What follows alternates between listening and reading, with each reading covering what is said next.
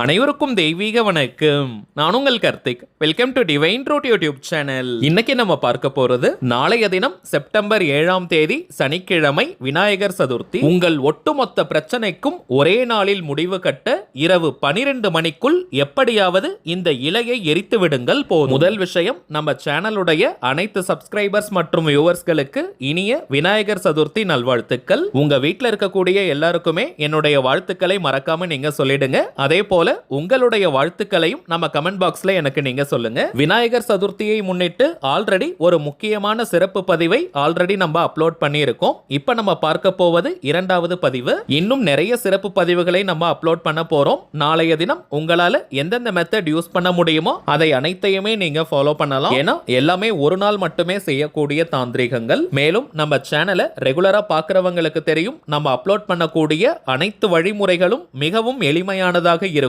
அதே நேரத்தில் உடனடியாக பலனை கொடுக்கக்கூடியவை. இதை தாண்டி எந்த ஒரு ஆன்மீக விசேஷ நாட்களாக இருந்தாலும் அன்றைய தினம் முறைப்படி விரதங்கள் இருக்க முடியாதவங்க, பூஜைகள் செய்ய முடியாதவங்க மற்றும் கோவிலுக்கு போக முடியாதவர்களுக்காக எளிமையான வழிபாட்டு முறைகளையும் தாந்திரிகங்களையும் நம்ம பார்த்துக்கிட்டு இருக்கோம். அந்த வரிசையில இப்ப நம்ம பார்க்க போறது மிக மிக எளிமையான ஒரு தாந்திரிக முறை. தீர்க்கவே முடியாத அளவிற்கு பிரச்சனைகள் இருந்தால் கூட நாளைய ஒரு நாள் இந்த தாந்திரிகத்தை நீங்க செஞ்சு பாருங்க.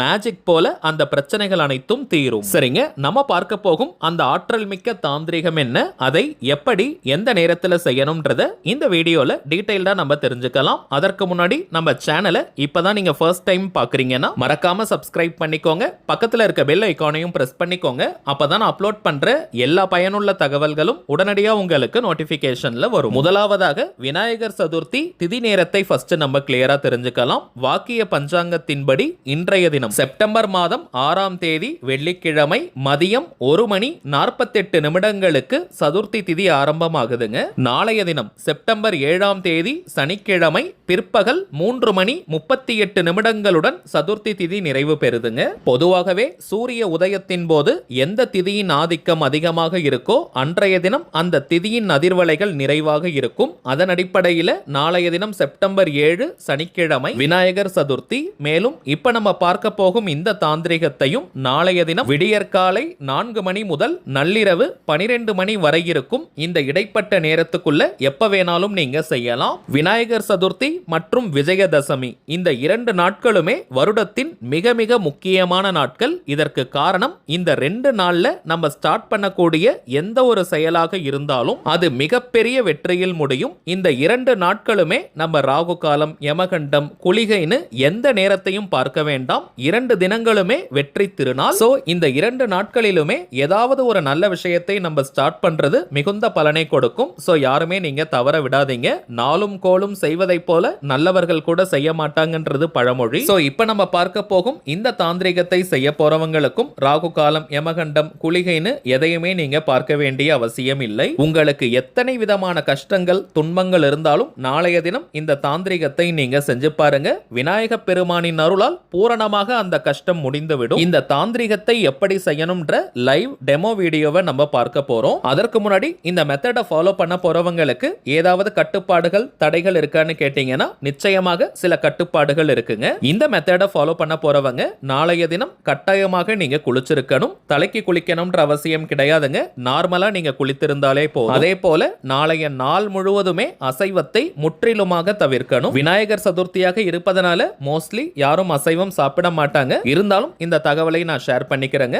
அதே போல பெண்கள் தீட்டு நேரமாக இருந்தால் இந்த தாந்திரிகத்தை செய்ய வேண்டாம். சப்போஸ் பெண்கள் தீட்டாக இருந்தால் வீட்டில் இருக்கக்கூடிய வேறு உறுப்பினர்கள் கிட்ட சொல்லி இந்த மெத்தடை நீங்க ஃபாலோ பண்ண சொல்லுங்க. பெண்கள் தீட்டை தவிர்த்து வேறு எந்த வகையான தீட்டாக இருந்தாலும் இந்த தாந்திரிகத்தை தாராளமாக செய்யலாம். நீங்க தவிர்க்கணும்ன்ற அவசியம் இல்லை. ஆண்கள், பெண்கள் யார் வேணாலும் இந்த மெத்தடை ஃபாலோ பண்ணலாம். ரொம்பவுமே சிறப்பான நேரம் ஏதாவது இருக்கான்னு கேட்டீங்கன்னா நிச்சயமா இருக்குங்க. நாளைய தினம் விநாயகர் சதுர்த்தி பூஜைகளை நீங்க முடிச்சிட்டு அதற்கு பிறகு இந்த மெத்தடை ஃபாலோ பண்ணுங்க. சப்போஸ் உங்களுக்கு அந்த நேரத்தில் டைம் கிடைக்காது, பூஜைக்கு முன்னாடி தான் உங்களுக்கு நேரம் இருக்குன்னா அப்பவும் நீங்க இந்த மெத்தடை ஃபாலோ பண்ணலாம். அது உங்களுடைய விருப்பம். சரிங்க, தாந்திரிக முறையினாலே அதற்கு சில புறப்பொருட்கள் தேவை.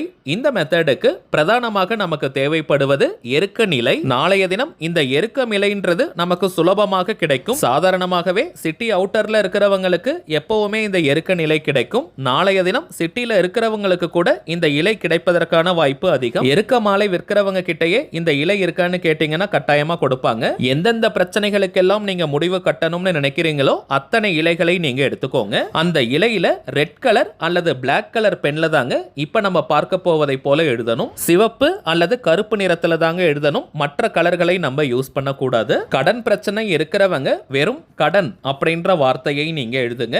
உடல் ரீதியான ஆரோக்கியம் இல்லாதவங்க நோய் அப்படின்னு நீங்க எழுதுங்க. தொழில், உத்தியோகம், வியாபாரம்னு இது போன்ற இடங்களில் நிறைய போட்டிகள், பொறாமைகள், எதிரி தொல்லை, பாலிடிக்ஸ் இருக்கிறவங்க எதிரின்னு எழுதுங்க அல்லது எதிரி தொல்லைன்னு எழுதுங்க. எடுத்த காரியங்களில் அனைத்திலும் தடைகளை ஃபேஸ் பண்றவங்க காரிய தடைன்னு எழுதுங்க. உறவினர்கள், நண்பர்கள் கிட்ட பகைமை இருக்கிறவங்க பகைன்னு எழுதுங்க. சில பேர் நீங்க ஃப்ரெண்ட்ஸ் கூட பேசாம இருக்கலாம் அல்லது உறவினர்கள் கூட பேசாம இருக்கலாம். ஏதோ பகை காரணமாக அந்த இடத்துல சண்டை வந்திருக்கும். சோ பகைன்னு நீங்க எழுதுங்க.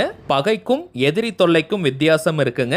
எதிரி தொல்லைன்றது தொழில், வியாபாரம் மற்றும் உத்தியோகம் செய்யற இடத்துல நமக்கு பிரச்சனை கொடுக்கக்கூடியவர்கள். பகை அப்படின்றது சொந்தக்காரங்க அல்லது ஃப்ரெண்ட்ஸ் கிட்ட இருக்கக்கூடிய அந்த மனஸ்தாபங்கள் விலகுவதற்காக நம்ம எழுதணும். அடுத்ததாக சில பேருக்கு கடன் பிரச்சனை இருக்காது, இருந்தாலும் வறுமை நிலை இருக்கும். அப்படிப்பட்டவங்க வறுமைன்னு எழுதுங்க. இன்கேஸ் நீங்க நகைகள் அடமானம் வச்சிருக்கீங்க அல்லது சொத்துக்களை அடமானம் வச்சிருக்கீங்கன்னா அடமானம்னு நீங்க எழுதலாம். இல்லைன்னா அடகுன்னு நீங்க எழுதலாம். அல்லது வெறும் கடன் கூட நீங்க எழுதினாலே இவை அனைத்துமே அதற்குள்ளதாங்க வரும். இது போல உங்க வாழ்க்கையில இருக்கக்கூடிய பிரச்சனைகள், துன்பங்கள் எதுவோ அதை ஒரு வார்த்தை அல்லது 2 வார்த்தையில எழுதிக்கோங்க. இந்த இடத்துல சில பேருக்கு சந்தேகம் வரலாம். நம்ம பிரியாணி இலை மற்றும் அரசமர இலையில எழுதும் போது நெகட்டிவான வார்த்தைகளை எழுதக்கூடாதுன்னு நம்ம பார்த்திருப்போம். அதற்கு காரணம் என்னன்னு பார்த்தோம்னா, பிரியாணி இலை, அரசமர இலைக்கு வசிய சக்தி அதிகம். அதில் நாம் எழுதக்கூடிய வார்த்தைகள் பல்கி பெருக ஆரம்பிக்கும். அதனால தாங்க அந்த இலைகளில் கடன், நோய், அடகு இது போன்ற வார்த்தைகளை எழுதக்கூடாது. ஆனால் எருக்கம் இலையில் இந்த வார்த்தைகளை எழுதி நம்ம எரிக்க போறோம். நாம் எழுதக்கூடிய வார்த்தைகளை செயலிழக்க வைக்கும். அந்த அளவிற்கு சக்தி வாய்ந்த தாந்திரிக குணம் இந்த எருக்கம் இலைக்கு உண்டு. அதிலும் சதுர்த்தி திதிகளில் இந்த தாந்திரிகத்தை நாம் செய்யும் போது அதிகப்படியான பலன்கள் கிடைக்கும். எந்த சதுர்த்தி அன்னைக்கு வேணாலும் இந்த மெத்தடை நம்ம ஃபாலோ பண்ணலாம். அதிலும் விநாயகர் சதுர்த்தி மிகவுமே விசேஷம். இப்ப இந்த இலைகளை ஒவ்வொன்றாக நம்ம எரிக்கணும். ஒரு கிண்ணம் அல்லது மண் குடுவை அல்லது கொஞ்சம் பெரிய சைஸ்ல அகல் இருந்தா அதை நீங்க எடுத்துக்கோங்க. அதுல இந்த இலையை வைத்து கற்பூரத்தை மேல தூவி நம்ம எரிக்கணும். ஒரே நேரத்துல நிறைய இலைகளை நம்ம வச்சிட்டோம்னா அது சரியா எரியாதுங்க. சோ ஒவ்வொரு இலையாக நீங்க எரிங்க.